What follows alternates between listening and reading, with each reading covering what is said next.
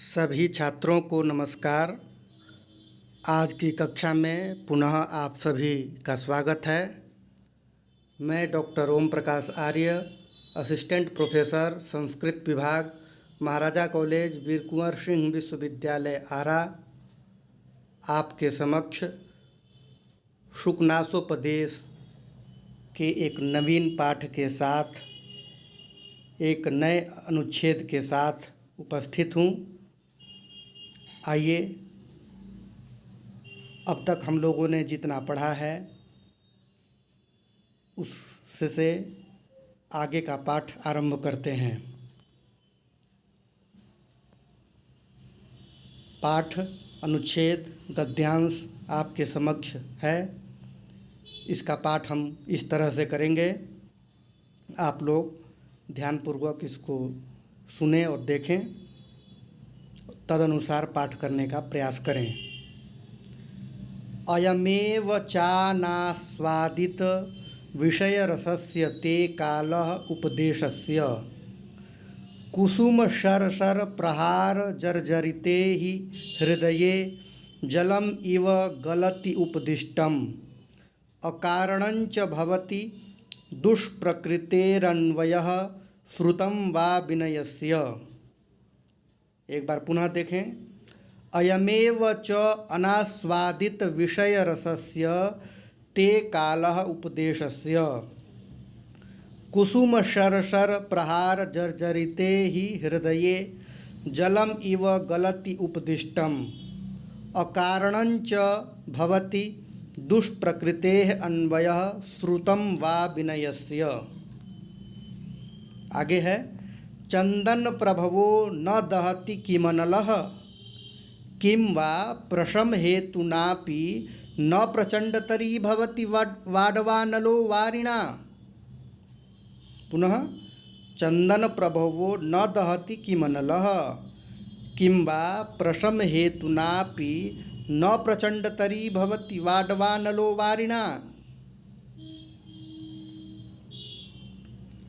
इस तरह से इस अनुच्छेद का गद्यांश का हम लोग पाठ करेंगे। अब इस गद्यांश का अर्थ हम इस तरह से करेंगे। अनास्वादित विषय रसस्य, विषय रसस्य का अर्थ है विषय रस का, अनास्वादित आस्वादन न किए हुए, ते उपदेशस्य तुम्हारे उपदेश का। यहाँ मंत्री शुकनास चंद्रापीठ से कह रहे हैं कि विषय रस का आस्वादन न किए हुए ते उपदेशस्य तुम्हारे उपदेश का अयमेव कालः, यही उपयुक्त काल अर्थात समय है। फिर आगे कहते हैं कुसुम शरशर प्रहार जर्जरिते जर्जरिते ही हृदये। क्यों उपयुक्त समय है? क्योंकि कामदेव के बाणों के प्रहार से जर्जरिते हृदय, जर्जर हृदय में उपदिष्टम दिया गया उपदेश, जलम इव गलती, जलम इव जल की तरह, जल की भांति गलती नष्ट हो जाता है, बह जाता है। फिर आगे है दुष्प्रकृतेः अन्वयः श्रुतं वा विनयस्य अकारणं च भवति। दुष्ट स्वभाव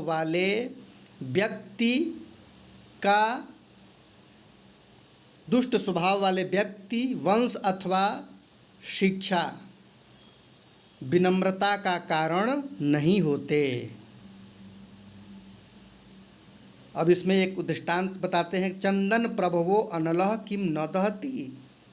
उदाहरण देते हुए कहते हैं कि क्या चंदन से उत्पन्न अग्नि जलाती नहीं है।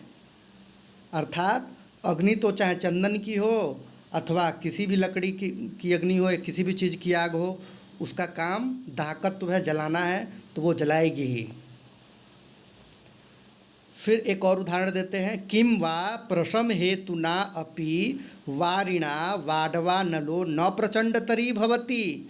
अथवा क्या अग्नि को बुझाने का हेतु अग्नि को यदि बुझाना हो तो जल से बुझा सकते हैं। तो यहाँ कह रहे हैं कि तो क्या अग्नि को बुझाने का हेतु, प्रशम हेतु बुझाने का हेतु वारिणा जल से वाडवा नलो न प्रचंड तरी भवती। वाडवा अग्नि जंगल की आग को कहते हैं।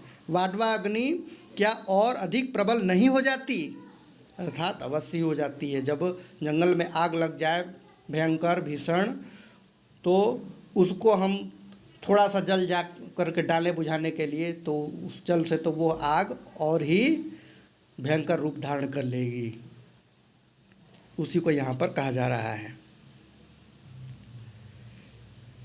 इस प्रस्तुत गद्यांश में मंत्री शुकनास चंद्रापीठ से कहते हैं, उसको उपदेश देते हुए कि हे चंद्रापीठ, तुम्हें उपदेश देने का उचित समय, ठीक समय यही है, क्योंकि तुमने अभी तक विषयों का स्वाद नहीं चखा है।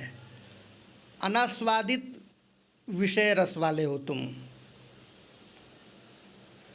एक बार यह स्वाद चख लेने के बाद तो आहुति से अग्नि की भांति भोग लालसा उत्तरोत्तर बढ़ती ही जाती है। इस बात को गीता में कहा गया, हविषा कृष्ण वर्तमेव भूय एवाभि वर्धते। प्राकृत जनों, सामान्य जनों के संबंध में तो यह बात ठीक है कि एक बार विषय भोग की लत पड़ी नहीं कि गुरु के सदुपदेश की संजीवनी भी उनके मोह को दूर करने में समर्थ नहीं होती। किंतु कुलीन एवं शास्त्र ज्ञान से संपन्न व्यक्ति को तो कभी भी उपदेश से विनीत किया जा सकता है, विनम्र किया जा सकता है।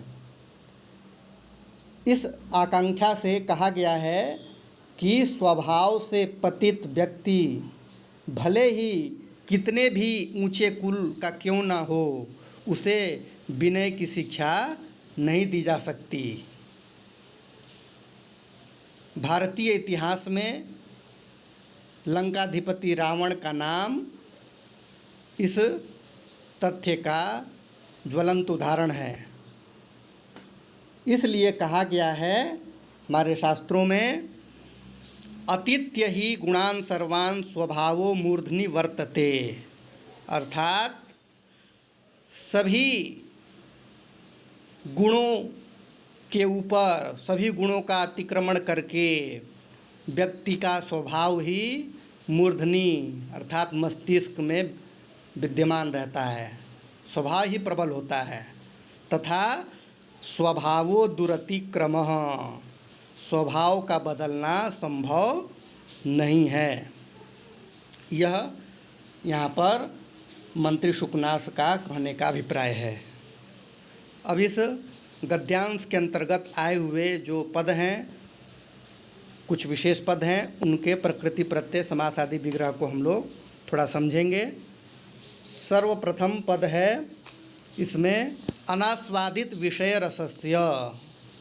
इसका समास विग्रह होगा न आस्वादिताः अनास्वादिताः।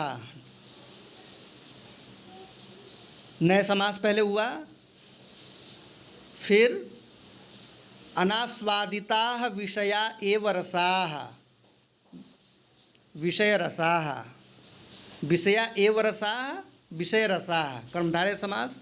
अनास्वादिता विषय रसा येन सह अनास्वादित विषय रसः तस्य अनास्वादित विषय रसस्य। बहुव्रीहि समास। अगला पद है कुसुम शरसर प्रहार जर्जरिते। कुसुमानि एव शरायस्य सह कुसुम शरः। बहुव्रीहि समास। इसका कुसुम शर का अर्थ होता है कामदेव। कुसुम शरस्य शराः कुसुम शर शराः, षष्ठी तत्पुरुष। कुसुम सर शराणाम प्रहाराः कुसुम सर प्रहाराः। कुसुम षष्ठी तत्पुरुष समास हुआ। फिर आगे कुसुम सर प्रहारैः जर्जरिते कुसुम शर प्रहार जर्जरिते, तृतीया तत्पुरुष समास। अगला पद है दुष्प्रकृतेः। दुष्प्रकृते का हम लोग विग्रह इस तरह से करेंगे, दुष्टा प्रकृति ही यस्य सह दुष्प्रकृति तस्य दुष्प्रकृते, बहुब्रीहि समास। अगला पद है अन्वयः। अनु उपपद में रहते ई धातु से अच प्रत्यय करके यह पद निष्पन्न होता है, अन्वयः। अगला पद है श्रुतम। श्रुतम श्रु धातु से कत प्रत्यय करके बनता है। अगला पद है चंदन प्रभवः। चंदनात् प्रभवो यस्य सह चंदन प्रभवः, बहुब्रीहि समास। फिर है प्रशम हेतुना। प्रशमस्य हेतुः प्रशम हेतुः तेन प्रशम हेतुना, षष्ठी तत्पुरुष समास। प्रचंडतरी भवति। प्रकर्षेण चंडः प्रचंडः, प्रादि तत्पुरुष। अतिशयेन प्रचंडः प्रचंडतरः। प्रचंड से तर प्रत्यय किया गया तो प्रचंडतर बना। फिर अप्रचंडः प्रचंडतरो भवति इति प्रचंडतरी। प्रचंडतर से फिर च्वी प्रत्यय करके भू धातु का लट लकार प्रथम पुरुष एक वचन में यह पद निष्पन्न होता है। अगला पद है वाडवा नलः। वाडवा नलः का विग्रह होगा वडवाया घोटक्या जातो वाडवः। वडवा पद से अण प्रत्यय करके बनता है वाडवा।